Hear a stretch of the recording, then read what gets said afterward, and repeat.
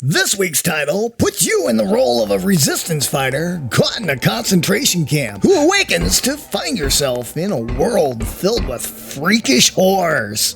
That thing is nasty. Now, what's that meatball stuck in the wall? Pardon me there, sir? Look at it all flopping around like a piece of chewed bubblegum. What the heck? And this is our review of Mortanis Prisoners. I'd like to thank the publisher for providing me a review copy of the game. It was developed by Honor Games and published by Chaos.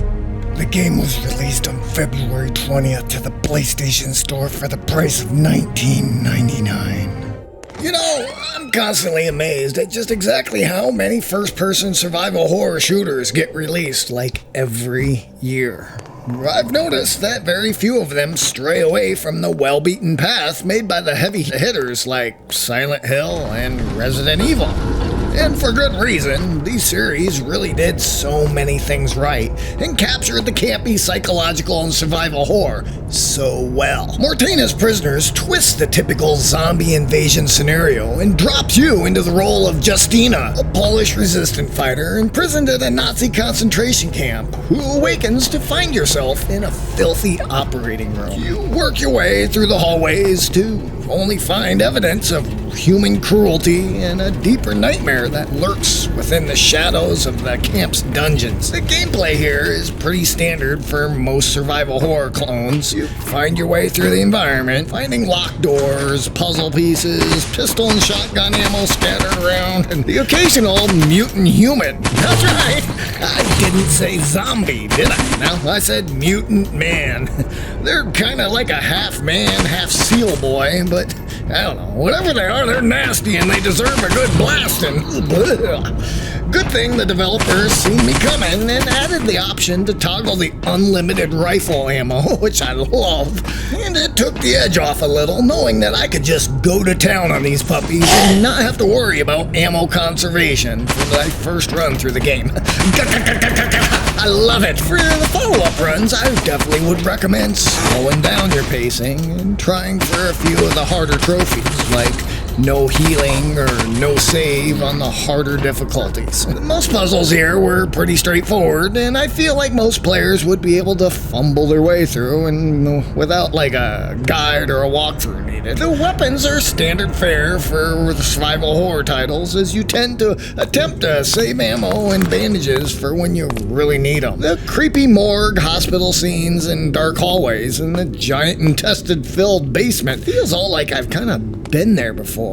I've been to the belly of the beast several times, and I don't really need to go back. The jump scares felt very predictable and failed to shock me as I anticipated something right around that corner. I bet you there's gonna be a seal man right behind that door. The game filled with glitches, clipping issues, and inconsistencies that made me wonder if this was just pushed out a little too early without the required polish. I don't know. I did my playthrough on the standard PS5, but the game still felt like it was built for the PC. I haven't got my hands on the Xbox version yet, but once again, I see it's a standalone license for the console. And I'm really not sure why they don't go ahead and release these PC-ported games as Xbox Play Anywhere titles. I mean, they're just ports anyway, right? You got the PC version up and running, just slap the license together. Come on, guys. For $20, hey, it's a worthwhile run on a Saturday night. It took me about an hour and a half, maybe, to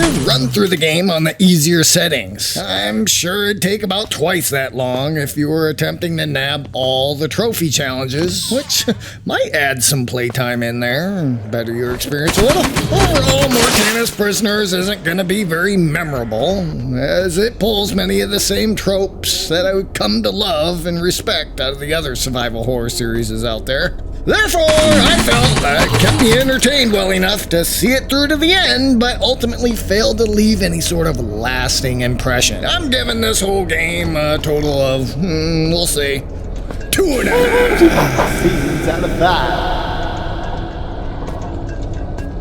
Yep, well, that wraps up that review right there. Here's some notes I took. Where I put the keys to the tractor. So, you know, we make these new review videos every week, so if you're an indie developer or there's something you want to see, Or maybe something you don't want to see. And if you haven't noticed, I've been working with select publishers this year. Feel free to reach out if you're interested in adding your game to our future reviews. be sure to visit again next week. As we continue to take humorous stabs at some of the industry's new and upcoming titles. To the magnificent.